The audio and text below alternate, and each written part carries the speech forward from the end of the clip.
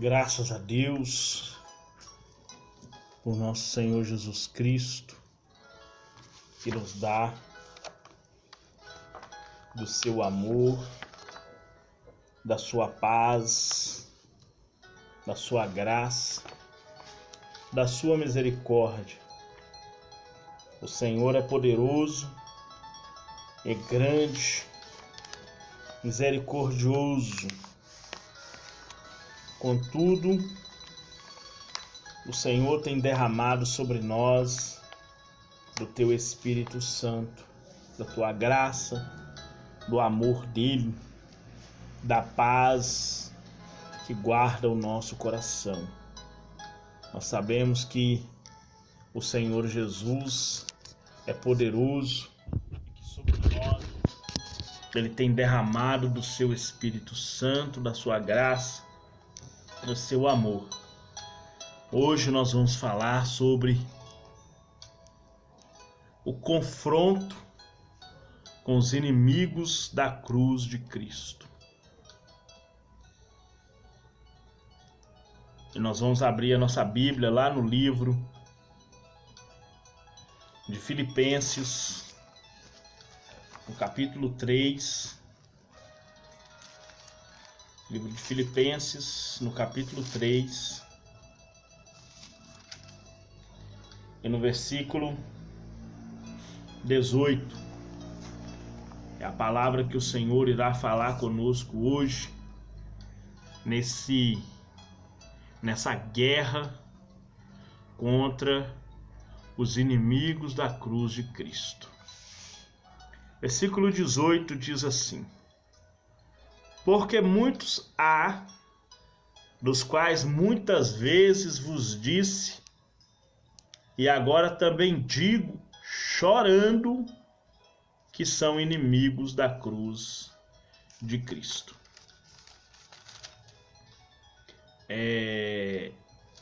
O apóstolo Paulo, quando estava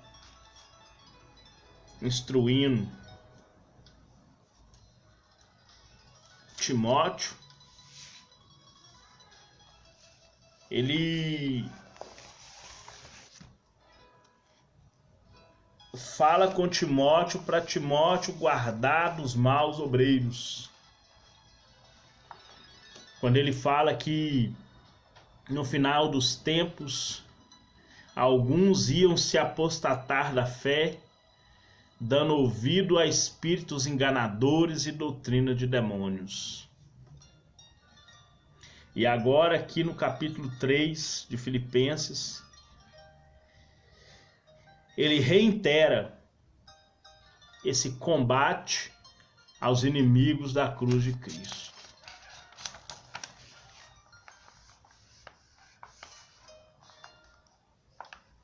Das advertências de Paulo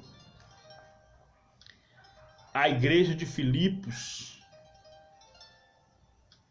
a exortação para que permanecem firmes na fé e mantivessem a alegria que a nova vida em Cristo proporciona, é uma das mais importantes. O apóstolo assim os estimula por estar ciente dos falsos cristãos que havia se infiltrado no seio da igreja. Tais eram de fato inimigos da cruz de Cristo. Veja bem, toda pessoa que a vida dele não é que não é redigida, não é corrigida, não é instruída pelo Espírito Santo, essa pessoa, ela não pertence à fé cristã. E todas as suas cogitações vai ser para que você desista de obedecer genuinamente a palavra de Deus.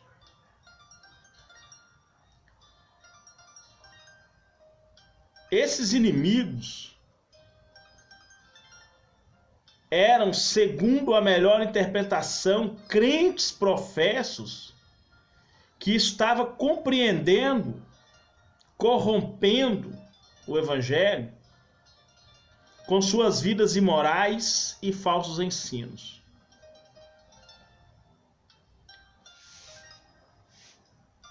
Tem uma determinada hora no livro de Mateus,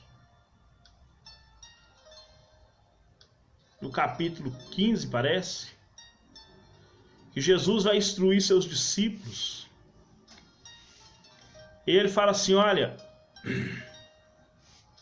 na cadeira de Moisés está sentado os escribas e os fariseus.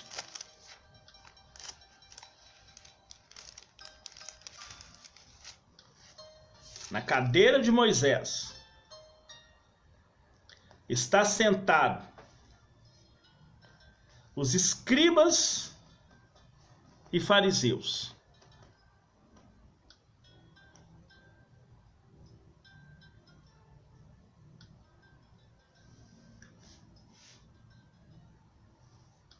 Faça tudo o que ele vos ensinar,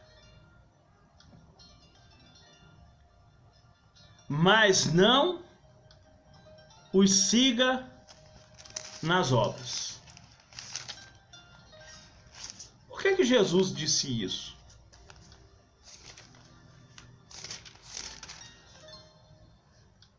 Os escribas e os fariseus, eles eram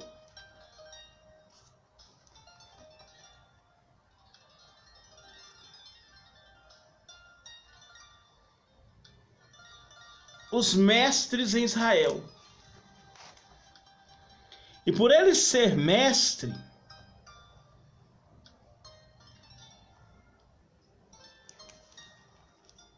eles tinham a obrigação de ensinar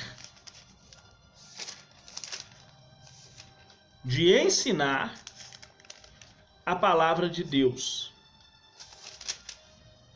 Mas nós sabemos que eles ensinavam, mas não vivia.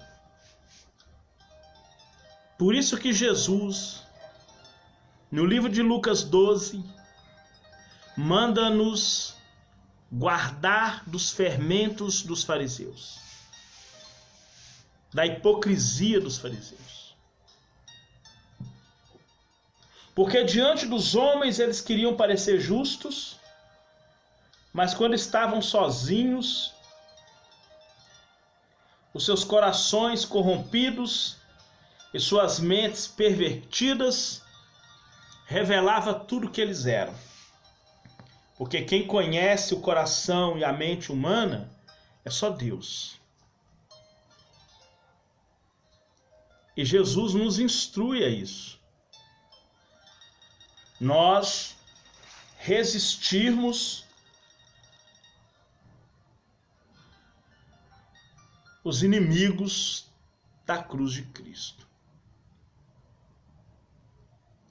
Uma das razões da grandeza de Paulo era que ele possuía convicções firmes, cujo coração ficava muito intranquilo quando o evangelho era distorcido ou quando as pessoas a quem ele ministrava corria perigo de deixar a fé. Ele instrui aos Gálatas e fala: olha, é de admirar que vocês tão depressa passassem a outro evangelho. Que na verdade não é outro. É o mesmo evangelho, porém pregado de forma distorcida pelos inimigos da cruz de Cristo. Nós vamos ver isso lá no livro de Gálatas, no capítulo 1, no versículo 6 até o 11, 12, nós vamos ver isso. A firmeza em Cristo, imitando o exemplo de Paulo. Quando Paulo pediu aos filipenses para que o imitassem, não estava sendo ele presunçoso. Precisamos compreender a atitude do apóstolo, não como falta de modéstia ou falsa humildade, mas imbuída de uma coragem espiritual e moral de colocar-se em Cristo a sua referência de vida.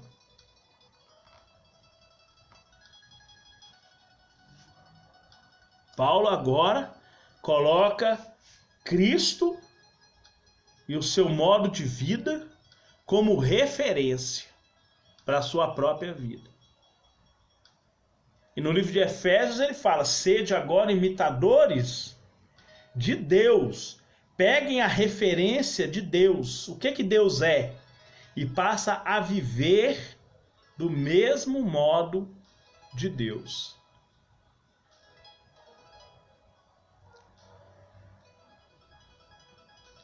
Paulo mostrou que a verdadeira humildade acata serenamente a responsabilidade de vivermos uma vida digna de ser imitada. Jesus, quando estava sendo recebido no céu,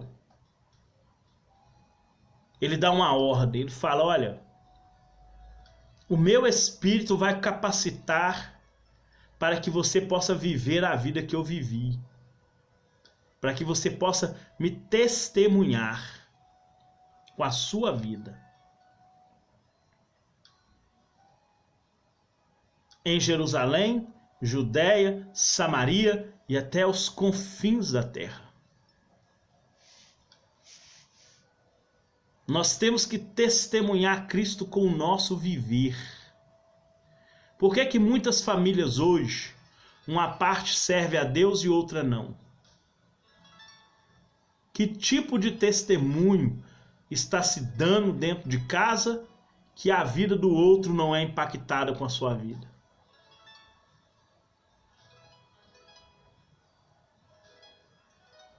O que você fala dentro da sua casa que o outro não vê firmeza para dizer assim, ó, verdadeiramente fulano serve a Deus, porque o que ele fala é firme, o que ele fala é autêntico. Não é ser um crítico social, é ser um autêntico naquilo que fala. Quantos pais, os filhos estão no mundo porque os pais não têm exemplo digno de ser observado pelos filhos? Quantas famílias estão divididas porque quem diz que serve a Deus serve só de aparência?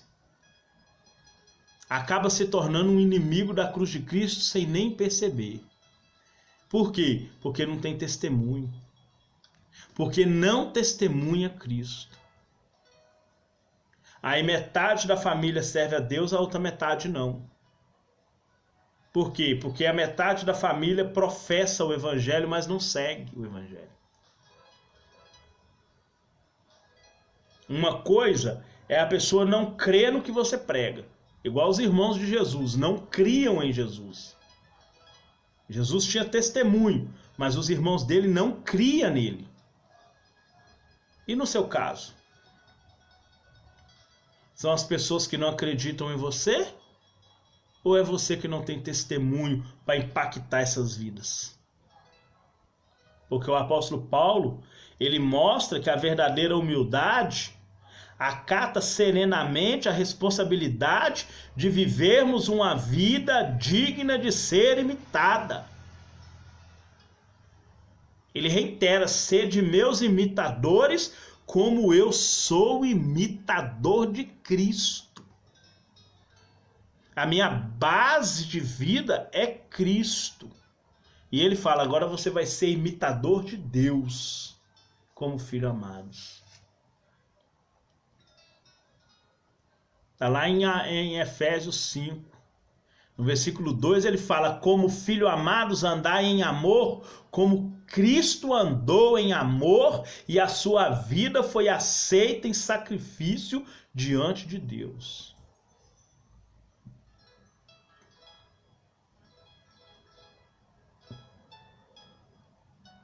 Antes de você ser líder, o apóstolo Paulo ele instrui que a pessoa tem que ter testemunho de fora, não é dos de dentro.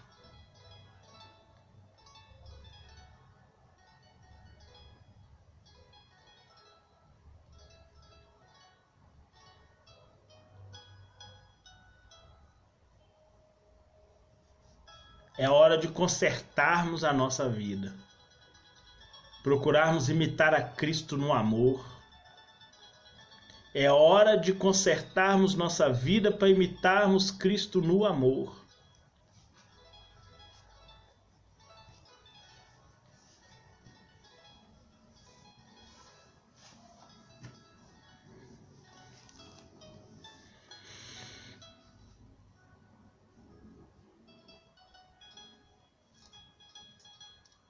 Porque é isso que ele exige de nós.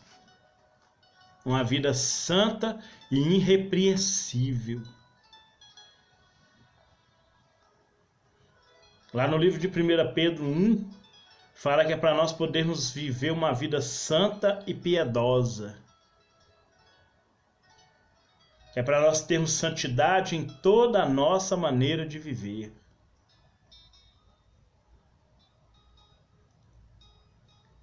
Exemplo de outros obreiros fiéis. O texto da Bíblia atualizada, revista e atualizada, tem uma tradução melhor dessa passagem. Observai os que andam segundo o modelo que tendes em nós. Está no versículo 17. Filipenses 3,17.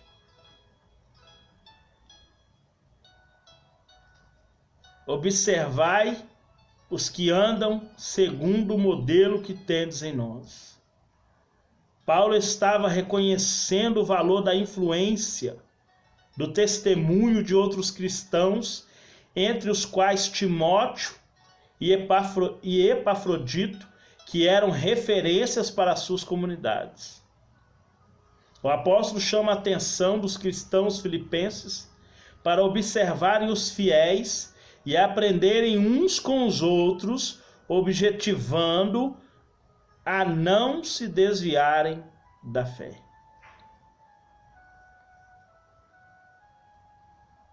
Aprenderem uns com os outros, objetivando a não se desviarem da fé. Aguardarem o bom testemunho.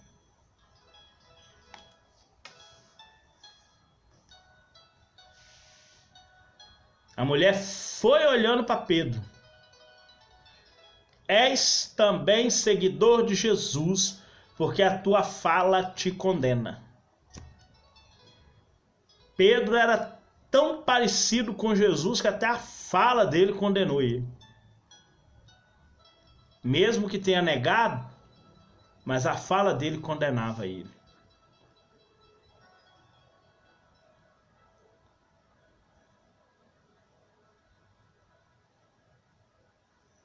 Elias era um homem tão usado por Deus que quando o rei perguntou qual era a vestimenta desse homem, uma roupa de pele de camelo e um cinto passado na cintura. Elias, o tisbita.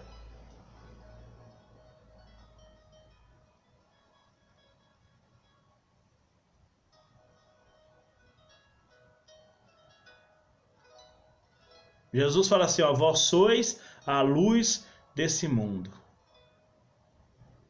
A luz brilha nas trevas. É isso aqui, ó. Porque tem outra lâmpada lá.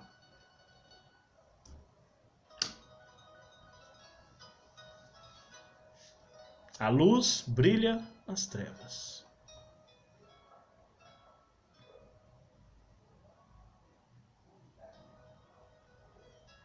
Tem cristão misturado. Você não sabe se é ou se não é.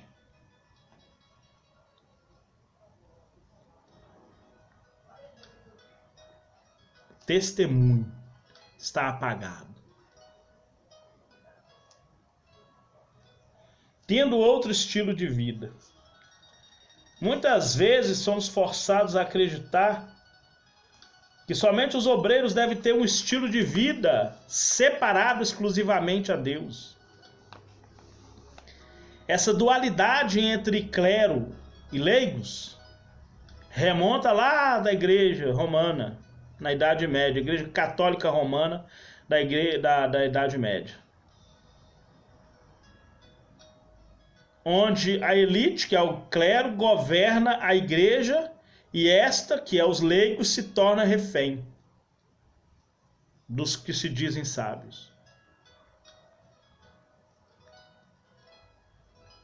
Todos nós, obreiros ou não, temos livre acesso ao trono da graça de Deus, por Cristo Jesus. Não tentamos costurar o véu que Deus rasgou. Temos que mostrar que o ministério pastoral é regrado com muitas lágrimas. E a maior luta do apóstolo Paulo era com as heresias dos falsos cristãos judeus. E os que tentam judaizar o evangelho são chamados de inimigos da cruz de Cristo. Os que tentam colocar lencinho, água, sal, como símbolo de santidade e essas coisas, são inimigos da cruz de Cristo.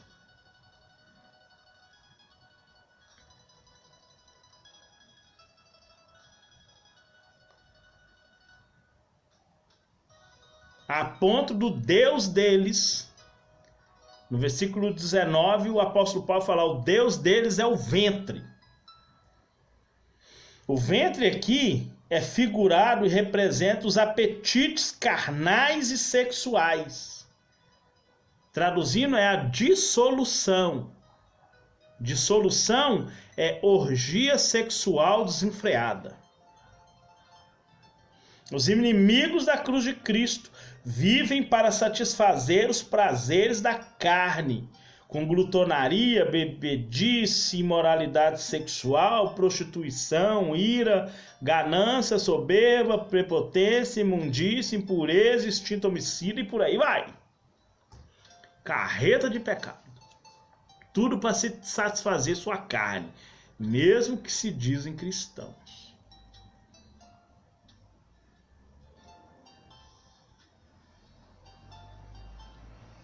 E nós devemos seguir o conselho de Judas.